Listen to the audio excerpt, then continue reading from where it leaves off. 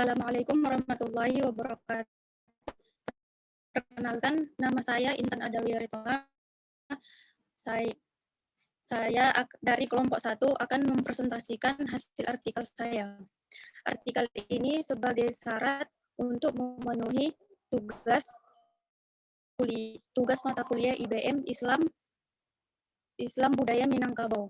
Adapun judul artikel saya yaitu konsep alam, geografis, dan filosofis wilayah teritorial. Masuklah konsep yang pertama, yaitu konsep geografis, filosofis, teritorial. Wilayah geografis atau teritorial. Yang dimaksud dengan wilayah geografis teritorial adalah alam dalam pengertian kedua.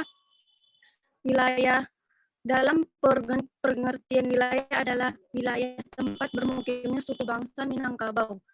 Wilayah ini dibagi kepada 3 kawasan yang menunjukkan asal hunian, daerah pengembangan, dan daerah batas pengaruh. Untuk semua kategori wilayah ini, orang Minangkabau menyebut wilayahnya dengan alam luha. Dengan alam Minangkabau, wilayah alam Minangkabau secara umum dibagi kepada 2, yaitu luha dan rantau luha.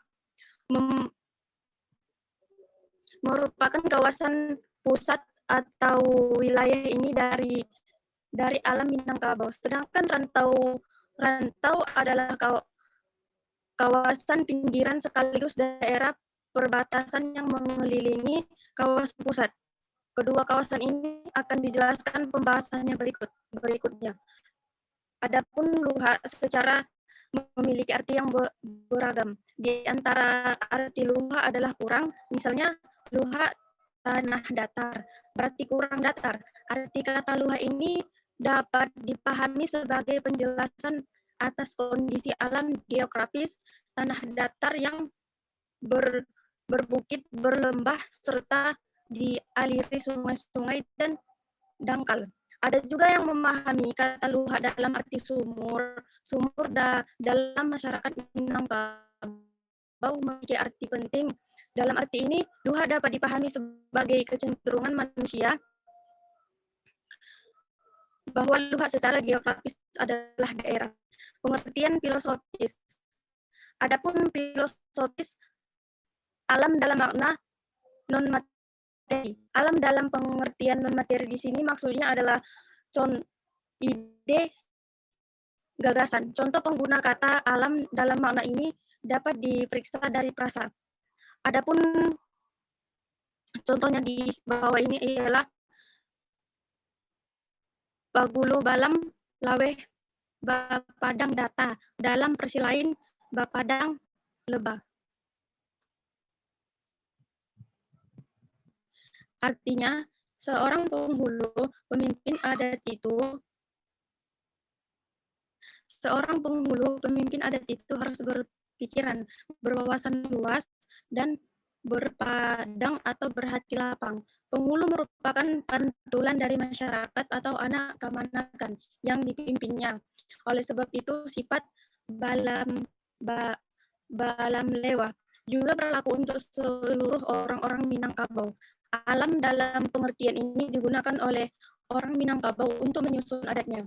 Selain itu juga ditemukan makna alam dalam pengertian jiwa seperti istilah bapadang lebah. Di atas bahwa orang Minangkabau juga dituntut berjiwa lapang, berhati lapang. Hal ini ditemukan dalam tuturan adat sebagai berikut. Artinya Minangkabau dapat menyesuaikan dengan alam, menyesuaikan diri dengan hati dan jiwa. Sempitlah alam itu jika dihadapi dengan hati yang sempit. Sebaliknya, alam akan terasa lapang jika dihadapi dengan hati yang lapang. Masuklah poin yang bagian kecil, yaitu luha nan tigau. Adapun yang dimaksud dengan luha nan tigau. Luha adalah wilayah konfederasi dari beberapa nagari di Minangkabau yang terletak di pedalaman Sumatera Barat. Wilayah ini merupakan wilayah pemukiman awal penduduk Minangkabau yang dikenal dengan istilah Dare atau bahasa Indonesia diartikan sebagai darat. Untuk membedakannya dengan wilayah rantau Minangkabau, baik rantau pasisir di sepanjang pantai barat Sumatera maupun rantau hilalai di wilayah Riau dan bagian barat Jambi. Dalam tambok alam, Minangkabau luak memiliki warna kurang atau berkurang. Sekilas mirip dengan bendera Jerman dengan warna hitam, merah, dan kuning. Rupanya bendera tersebut juga dimiliki oleh 3 wilayah yang ada di arah Minang, yaitu Marawa atau Lambing, bisa juga disebut dengan simbol yang mencerminkan 3 adat yang ada di ranah Minang.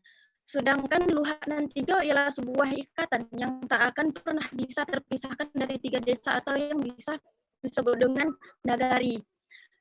3 nagari itu meliputi tanah datar Luha atau 50 koto dan Luha Agam.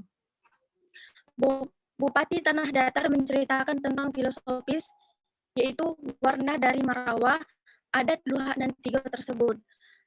Bendera ini merupakan bendera yang sudah ada sejak Kerajaan Paguruyung yang pernah berdiri pada tahun 1347 sampai 1825. Dan ada makna di balik warna-warna tersebut dengan arti tegak sama tiga duduk sama rendah, ujar Dr. Randus Haji Irdayansah Tarmiji. Inilah Marawa wilayah atau Luhak nan Tiga Minangkabau.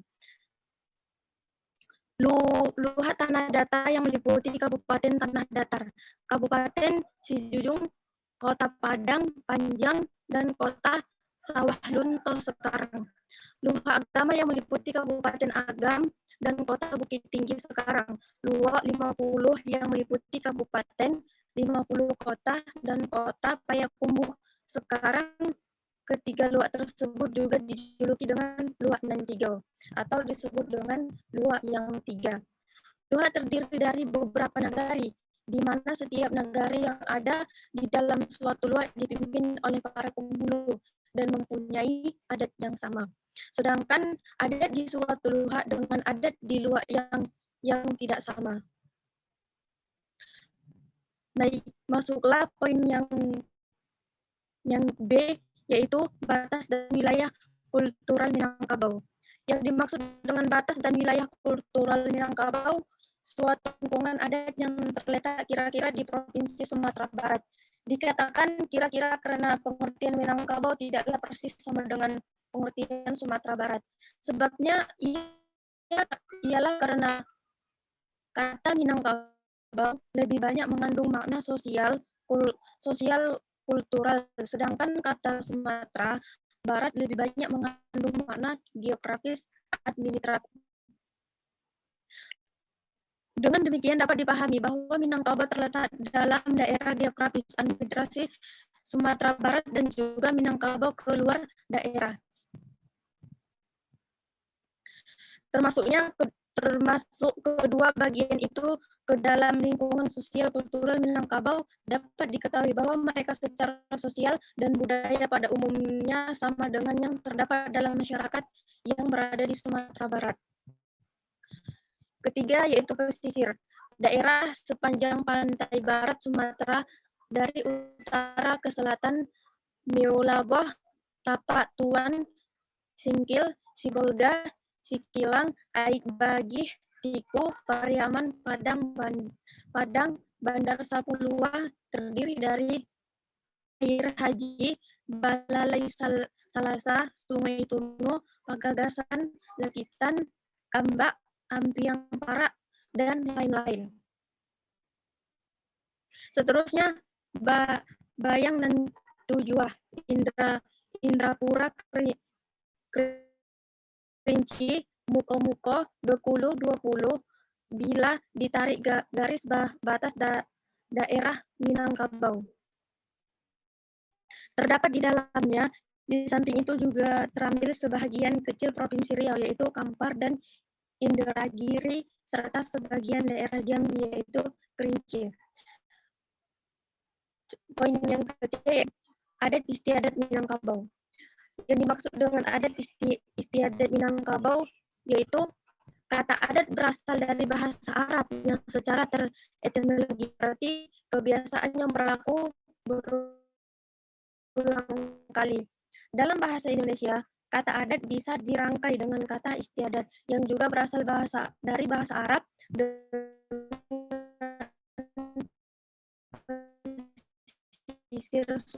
dengan pesisir. Rangkaian kedua kata tersebut dalam pengertian Minangkara masyarakat dengan perorangan serta pergaulan antara perorangan sesamanya. Kata-kata yang kesemuanya mengandung arti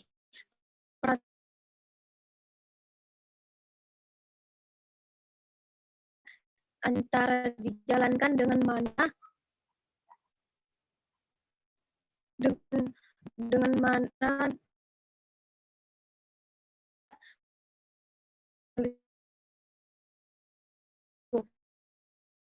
digunakan untuk hal yang baik, dipergunakan untuk suatu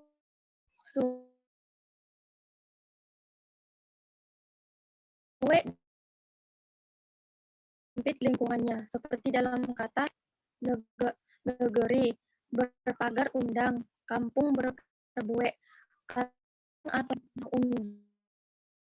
atau undang-undang dipergunakan dalam pengertian yang lebih khusus dalam mengatur tata kehidupan seperti undang-undang nagari, undang-undang kata undang dipadu dengan kata adat menjadi undang-undang adat seperti undang-undang adat dalam nagari salah makan merudahkan salah melangkah kembali.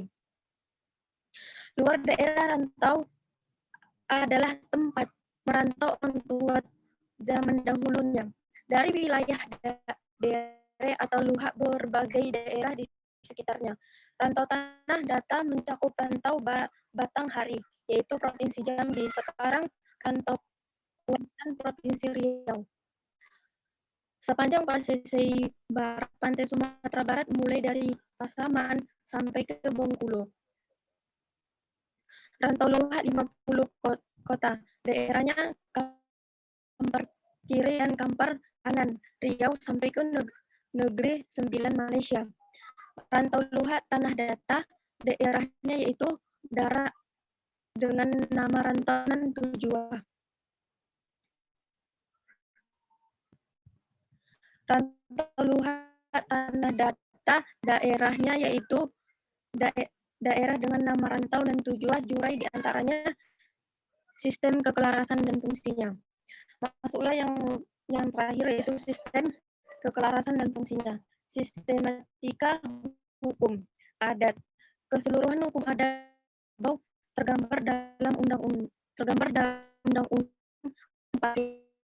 undang-undang luhak dan rantau, undang-undang nagari, undang-undang dan nagari, dan undang-undang dua putih. Masuklah bagian poin yang pertama yaitu undang-undang luhak dan rantau. Undang-undang luhak dan rantau yaitu mengatur wewenang penghulu dan raja ditempati masing-masing secara dasar disebutkan dalam pepatah adat luhak dan bapang hulu rantau dan baranja yang berarti di negeri-negeri di lingkungan luhak yang tiga kekuasaan ada di tangan penghulu dan di daerah rantau yang berkuasa adalah pada dua bagian yaitu daerah luhak dan daerah rantau. Adapun yang luhak secara sempurna disebut luhak yang tiga ialah daerah asal Minangkabau yang di selingkungan Gunung Merapi yaitu luhak. Dalam pengertian geografis administrasi waktu ini luhak itu disebut kabupaten. Nama kabupaten untuk ketiga luhak itu pada waktu ini tetap mempergunakan nama luhak masa dulu. Di dalam setiap negeri sekurangnya terdapat 4 suku yang berbeda setiap suku sebagai kesatuan genealogi dipimpin oleh seseorang Bengkulu dengan 29 Amir Syafaruddin. Pangkat Andiko dengan panggilan Datuk. Di Luhak yang 3 Bengkulu itulah yang memerintah. Perkataannya adalah kata menyelesai penghulu dalam adat Minangkabau diibaratkan dengan kayu besar di tengah padang. Tempat berlindung kepanasan, tempat berteduh kehujanan, uratnya tempat bersila, batangnya tempat bersandar, pergi tempat beratnya, pulang tempat berita. Seseorang penghulu mempunyai dua fungsi sekaligus, yaitu memerintah dan membimbing anak kemenakan yang disebut sebagai fungsi kapomongan dan menyelesaikan perselisihan dalam kaumnya yang disebut fungsi hakim. Di tingkat negari ia adalah Dewan Negari, Dewan Hakim dalam negari, dan memakai martabat yang mulai diantaranya laki-laki yang baik jatnya, balik, berakal, berilmu, adil, bestrai, kaya, berbakat. Dalam Luhak yang 3 terdapat laras yang 2, yaitu laras Kotopiliang dan laras Bodicaniong. Perbedaan Luhak dengan laras ialah bahwa istilah Luhak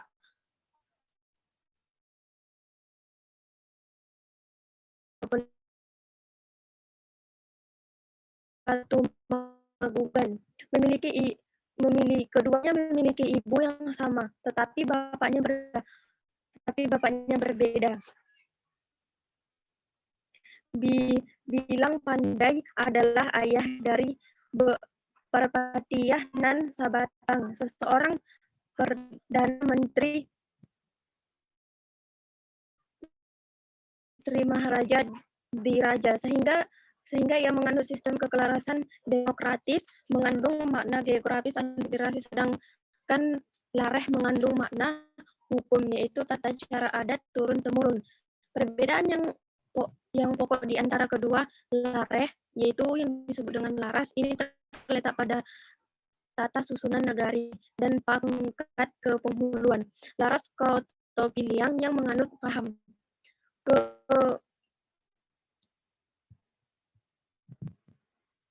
perbedaan yang pokok di antaranya kedua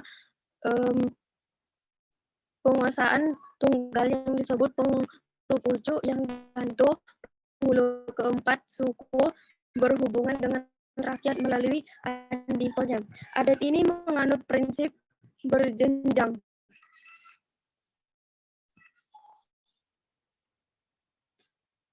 Hingga balirung tempat berapat dibuat.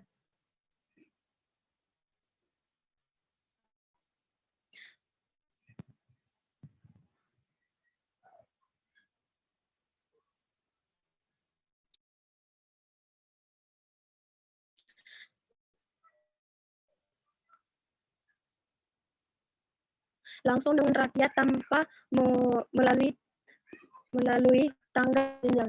Adat ini menjalankan dua susunan adat seperti dijelaskan di atas. Perbedaannya ialah bahwa negari-negari di yang berkuasa adalah penghulu, sedangkan di daerah rantau yang berkuasa adalah raja. Inilah yang dimaksud oleh pepatah. Adat Luhak yang berpenghulu dan Ranatau yang beraja. Tersebut di atas rantau-rantau tersebut dari segi pemerintahan berdiri dan tidak tunduk kepada Luhak Asai. Mereka hanya mempunyai kaitan adat dan moral kepada raja di Pagatung yang menempatkan kuasanya di daerah rantau. Poin yang B yaitu undang-undang negeri. Yang dimaksud dengan undang-undang menganut susunan masyarakat dalam negeri. Syarat terjadinya negeri dan kelengkapan suatu negeri tentang susunan masyarakat disebutkan dalam bentuk pantun. Anak gadis menggeret kuku, dikerat dengan pisau seraut. Penggeret betung tuannya, betung tua ambai ke lantai, negeri berempat suku, dalam suku berubah perut. Isi pantun tersebut menjelaskan 4 hal. Pertama, setiap negeri mempunyai penduduk yang antara sesamanya terikat dalam kesatuan genealogis yang disebut suku. Lingkungan itu baru sah disebut negeri bila terdapat di dalamnya 4 kesatuan, yaitu genealogis yang berbeda. 4 suku asal yang mula-mula mendiami negeri itu disebut suku 4. Kedua, setiap suku terdiri dari bagian suku yang disebut kesatuan parwi. Pengertian parwi pada seorang ibu. Asal kesatuan suku terdiri anggota yang masing-masing mendiami rumah gadang. Dengan cara demikian, maka rumah kesatuan kecil yang disebut serumah. Ketua kampung. Kata kampung menunjukkan arti lingkungan yang dialami oleh suku tertentu. Genealogis dilihat dari sudut lingkungan atau kesatuan lingkungan, dilihat dari sudut keturunan. Setiap kesatuan mempunyai kepala dan kepala dari